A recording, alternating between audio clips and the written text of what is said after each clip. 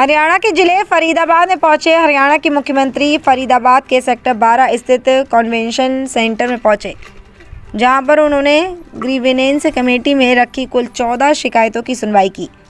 जहां पर उन्होंने कई शिकायतों को मौके पर ही निपटाने की कोशिश की तो कुछ को पेंडिंग में रखते हुए अधिकारियों को ग्रीवेंस कमेटी में आई शिकायतों को जल्द से जल्द निपटाने के निर्देश दिए।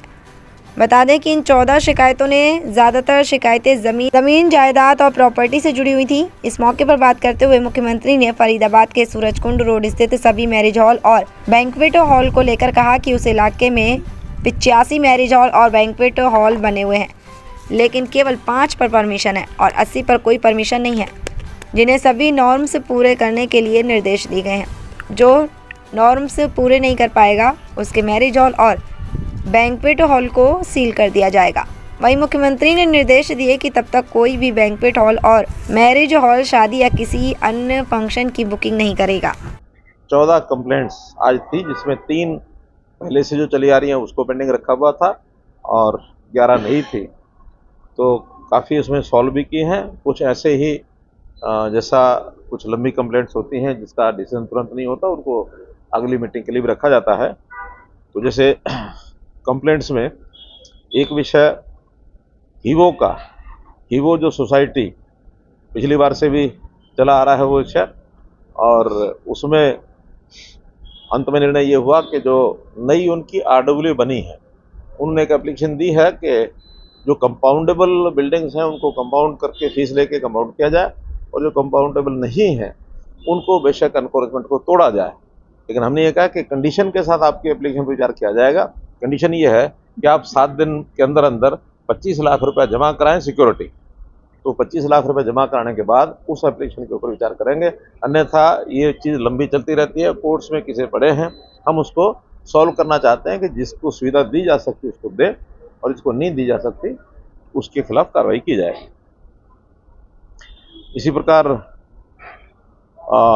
जो ये नहर है कौन सा छायसा डिस्ट्रीब्यूटरी में काम हुआ भी है। उन्होंने टेल तक पानी पहुंचाने के लिए कोशिश भी की है नहर विभाग ने, लेकिन फिर भी अभी शिकायतकर्ता की संतुष्टि नहीं है। हमको भी लगता है कि उस पर और काम करने की आवश्यकता है। तो उसमें पावर डिपार्टमेंट और सिंचाई विभाग दोनों मिलकर के और काम करेंगे।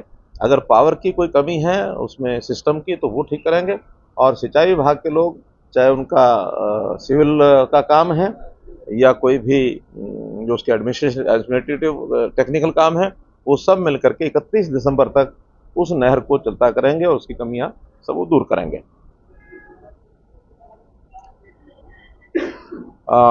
एक पिछली बार कंप्लेंट थी कि एक महिला, क्या नाम है महिला का जिसके कागज,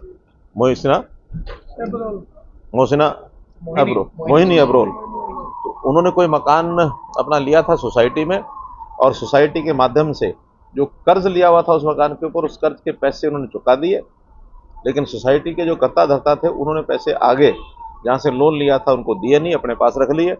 FIR हो गई है, लेकिन वो केस बहुत पुराना है। तो जो सोसाइटी के कर्ता धर्ता थे उसमें से बल्कि 2-3 लोगों की तो डेथ भी हो गई है, 2-3 लोग बाकी हैं, उनकी भी 80 साल से ऊपर उम्र हो गई है।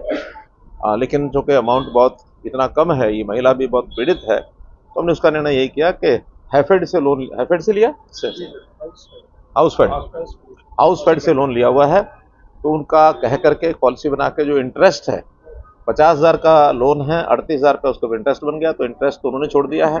50,000 रुपया CM रिलीफ फंड में से हमने उनको दिला दिया है, ताकि अब कुल मिला के इस महिला को लाभ मिल जाए, इसको कागज़ वापस मिल जाए। और बाकी वो जो मर गए हैं या बूढ़े हैं, पैसे आएंगे नहीं आएंगे नहीं कह सकते, लेकिन वो 50,000 रुपये हमने अपने अकाउंट से दे करके उस केस को ख़त्म कर दिया।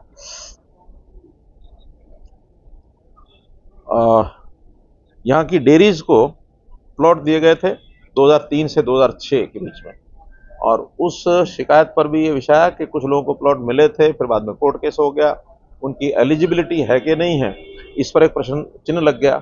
तो अंततः तो हमने कहा कि जो 2003 और 2006 के बीच में जिन्होंने अप्लाई किया है 25% पैसा जमा भी करा दिया, एक प्रकार से वो एलिजिबल तो उस नाते से मान ही लिए जाएंगे, क्योंकि उस समय का कोई उनके पास लाइसेंस डेयरी का उस समय भी कौन देता था, कई बार कमेटी भी देती नहीं थी। घरों में डेयरियां होती थी, उनको बाहर निकालने के लिए कोई स्कीम बनाई जाती है, तो उनको एलिजिबल मान करके और उनके प्लॉट्स 25% पैसा छोड़कर 75% पैसा या तो उस समय के जो पैसा आज ब्याज समेत ले लें, नहीं तो आज के रेट में 75% लेकर के उनको प्लॉट दे दिए जाएं, ये फैसला कर दिया है। इसी प्रकार से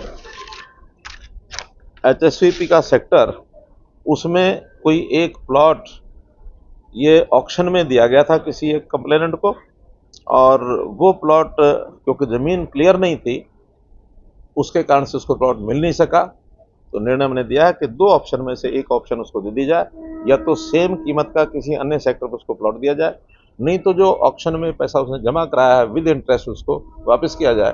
दोनों चीज़ों में जो कंप्लेनेंट है जो चीज़ वो चाहेगा वो उसको चुन लेगा।